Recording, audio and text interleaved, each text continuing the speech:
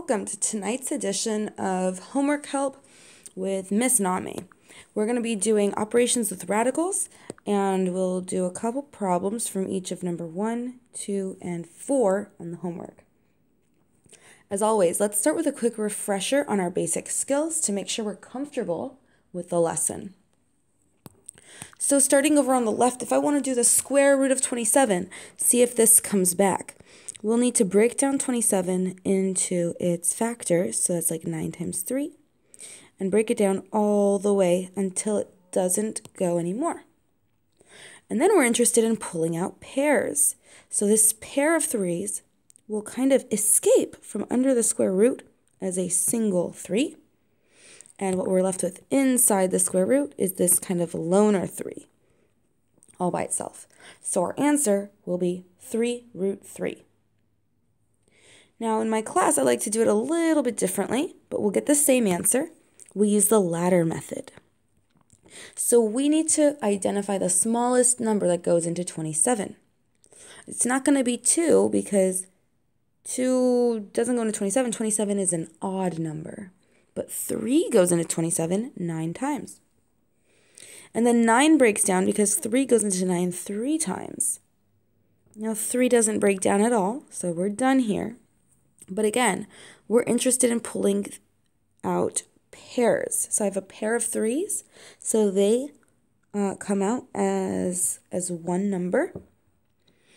And then this loner 3 gets stuck inside the square root symbol like that. So we get the same answer. That's 3 root 3. So we have simplified this radical.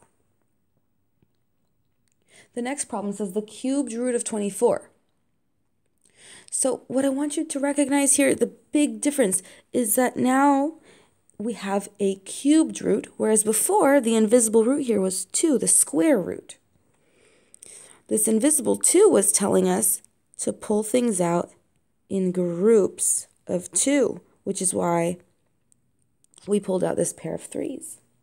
But now we need to pull things out in groups of 3. That's what it means to take the cubed root. I need the number that times itself 3 times is going to come out. So we'll do the same ladder method. The smallest number that goes into 24 is 2, goes in 12 times. 12 breaks down to 2 times 6. 6 breaks down to 2 times 3. And then 3 doesn't break down, so we stop.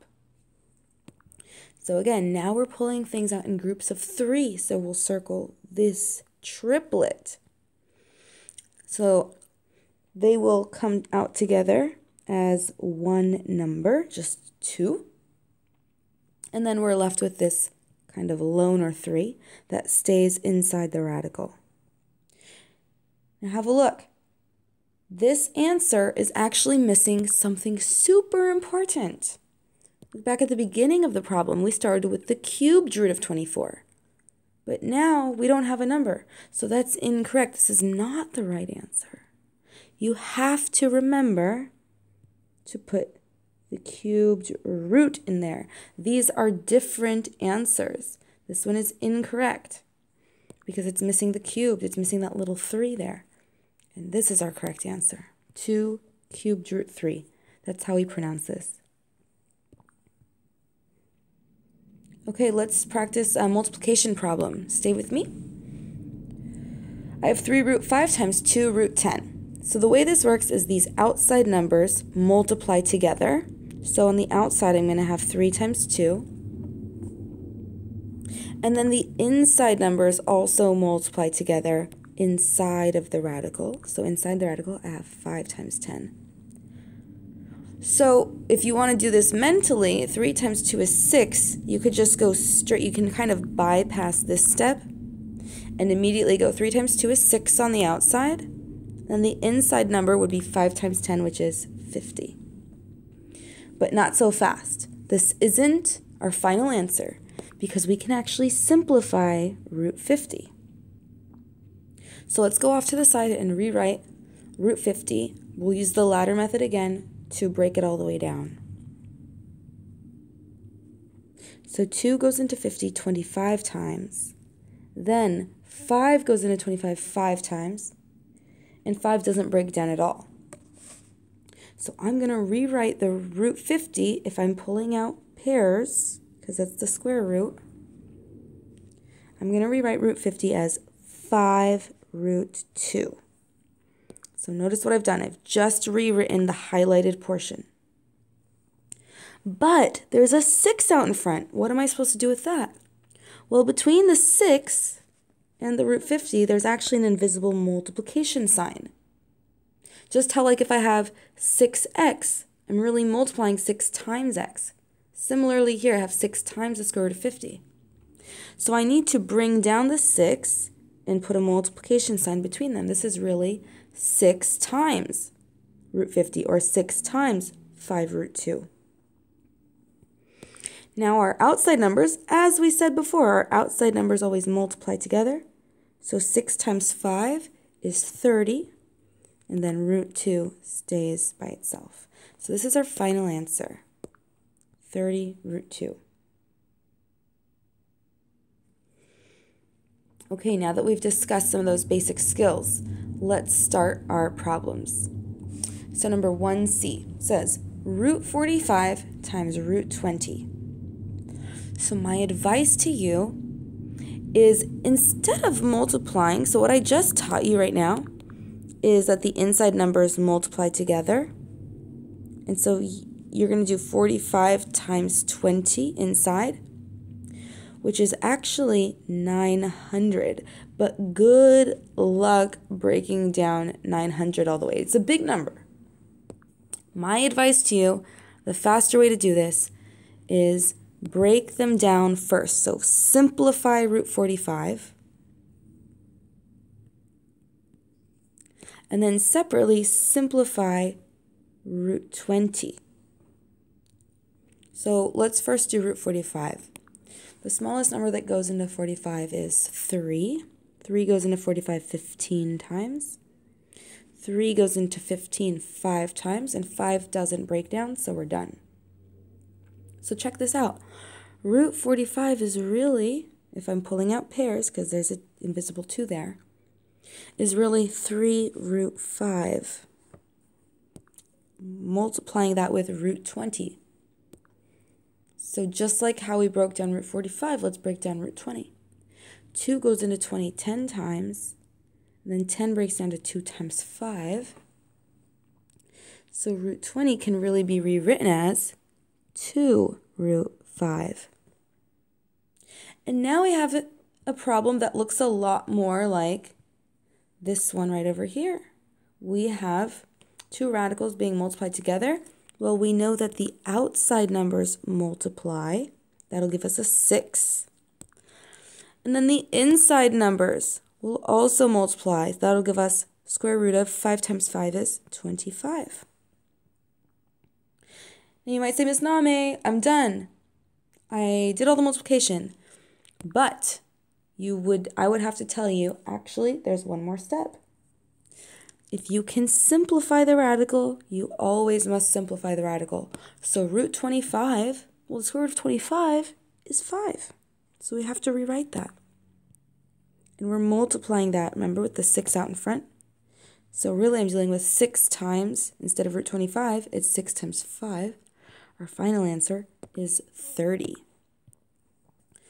So if you leave your answer like this, you are going to lose some credit. You've got to simplify it all the way and get 30 as your final answer. Let's look at this next problem, problem number 1D. So our outside numbers in this case are technically, there's an invisible 1 here. 1 times 8, which is just 8. And then inside the square root, we have the square root of 15 times the square root of 25. Sorry, I mean the cubed root of 15 times the cubed root of 25. That's a big number. Again, my suggestion is try to break them down each individually first. So I'm going to go ahead and do that off to the side. Try to break down root 15. Except I'm pulling things out in groups of 3 now. So 15 breaks down to 3 and 5.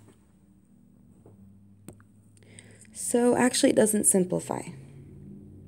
Let's try the cubed root of 25. 25 breaks down to 5 and 5. Also, there's no groups of 3, right? We're looking to pull out in groups of 3, but these don't simplify. So, although we can't break these down, here's what we can do. Since our answer is really 8 times the cubed root of 15 times 25, whatever big number that is, well, 15 times 25, well, 15 is really just 3 times 5, and 25 is really just 5 times 5. Those are the numbers that we got out here. So instead of multiplying these two and getting some huge crazy number, just look at the smaller pieces that you ended up with on your separate ladders and see if you can pull out any group of 3 of the same number. So if you look down here, we see that, yeah, 5 was repeated 3 times. So from our ladder, you can see the same thing. We have 5 showing up 3 times.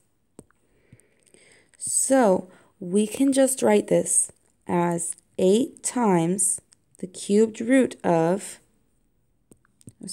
the 5 gets pulled out, so 5 cubed root of, and then we're left with just this 1 3 all by itself.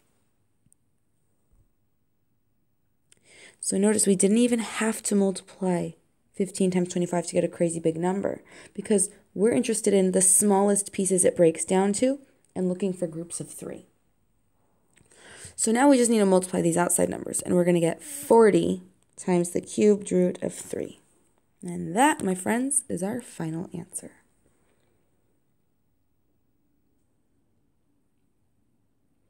Okay, let's go to problem number 2a.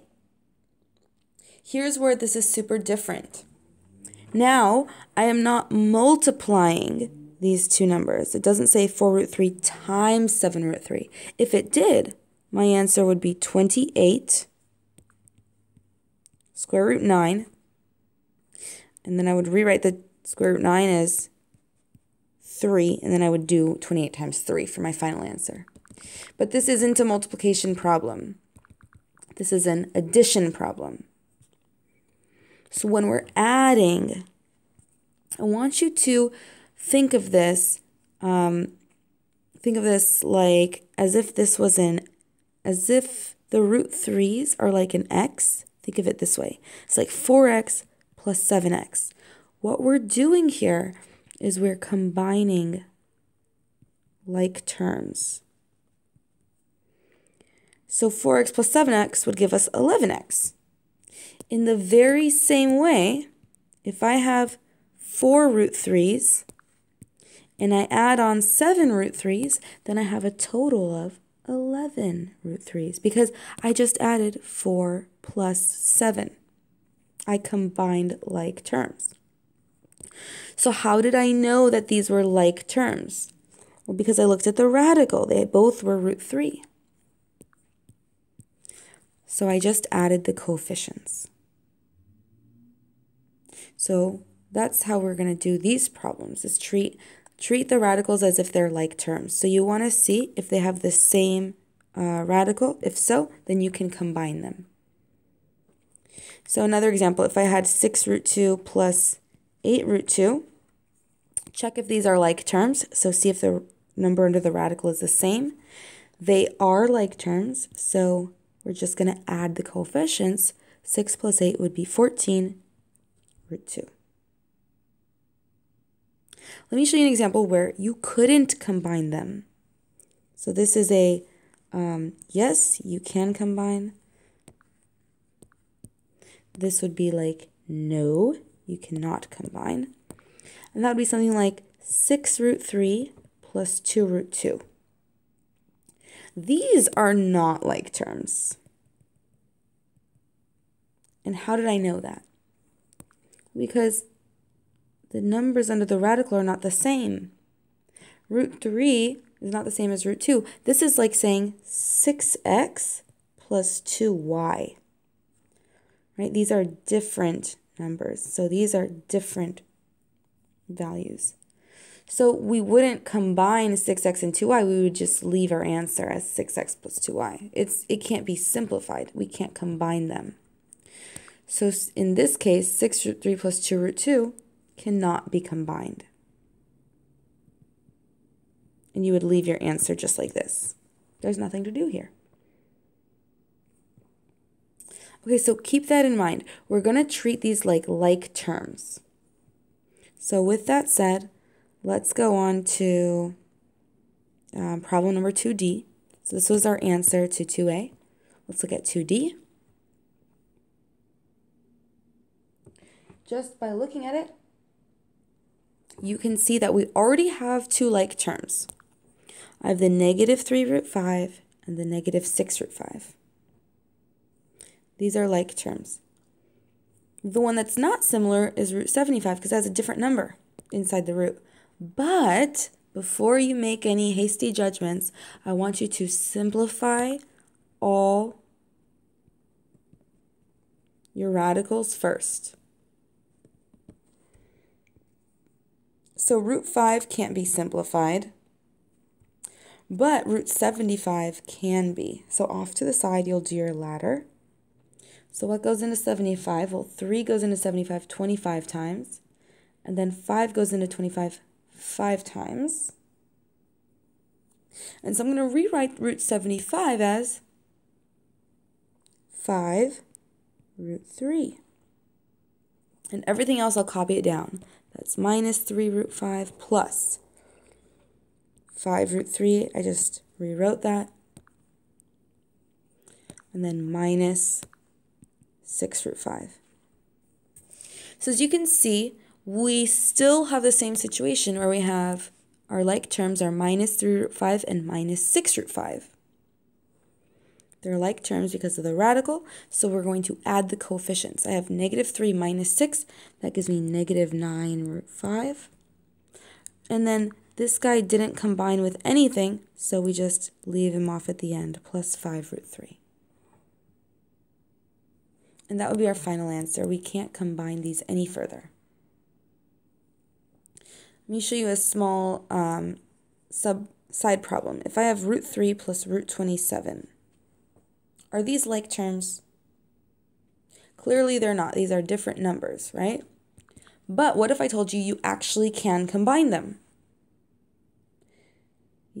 What do you have to do first? What could we do? We can simplify the root 27. So off to the side, you need to figure out what square root of 27 is. 3 goes in 9 times. 3 goes in 3 times. Pull out the pair, and I'm going to rewrite these as root 3 plus 3 root 3. There we go. So root 27 got simplified. And now you can see these actually are like terms. I'm adding root 3 plus 3 root 3. So I need to add their coefficients. What's the invisible number out here? It's a 1. I have 1 root 3 plus 3 root 3. Our final answer is 4 root 3s. Okay, so we did several problems to just hammer that point home. Let's go on to number 4A now. So number 4A, what we're going to do is I have root 3 plus 2 times 5 root 3 plus 4. So I have multiplication, but also addition. So we're going to need to use FOIL method here very carefully. We're going to multiply the first terms. So I have root 3 times 5 root 3. And you can work that off. You can work that out off to the side. That's basically 5 times root 9. And root 9 is just 3. So I have 15 as my very first number. So we've got 15. Let's do our outside numbers now. Root 3 times positive 4. Root 3 times 4 is just 4 root 3. Next, multiply the insides. I have 2 times 5 root 3, which is 10 root 3. And then our last number is 2 times positive 4, which is positive 8. So notice the only ones that really required some work was the root 3 times 5 root 3, and then the 2 times 5 root 3. But now that we have them all written out, we have to combine our like terms. So let's highlight our like terms. We have 15 and 8. These are like terms. That gives us 23. And then we've got 4 root 3 plus 10 root 3. And that gives us 14 root 3. Do these guys combine? Well, you might be tempted to add the 23 and the 14, and I can understand the temptation, but these are actually not like terms. This is like saying 23 plus 14x. You wouldn't combine 23 and the 14 here. You would leave them separate. So that's the same situation we have. That's our final answer. Let's look at number 4D now. What does it mean when you have something being squared? It means that we're going to take that thing and multiply it by itself. So I want us to write this showing 2 minus root 5 times itself. Once we've expanded it and written it out twice, we can use the same FOIL method. So let's multiply our first terms. 2 times 2 will give us 4. Next, 2 times negative root 5 will give us negative 2 root 5. Next, we have negative root 5 times 2, which again gives us negative 2 root 5. And then finally, we're going to have negative root 5, careful because the sign is included, right? Negative root 5 times negative root 5. Well, the negative times the negative is immediately going to give me a positive, and then root 5 times root 5 gives me the square root of 25, which I can rewrite as just plus 5, because the square root of 25 is just 5. So I'm just going to write that in right away. Now let's combine our like terms. I have 4 plus 5 gives me 9. And then my other like terms are negative 2 root 5 and negative 2 root 5. They're like terms because our radicals are the same, so we'll combine our coefficients. Negative 2 minus 2 is minus 4 root 5. We can't combine these. This is not, we can't just do 9 minus 4, no.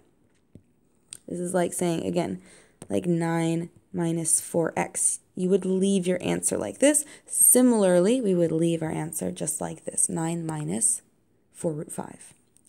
If they could be combined, it would have said 9 root 5 minus 4 root 5. Then you would be able to, since these are like terms, combine and do the 9 minus 4. Okay, but that's not what we have. We don't have like terms, so this would be our final answer.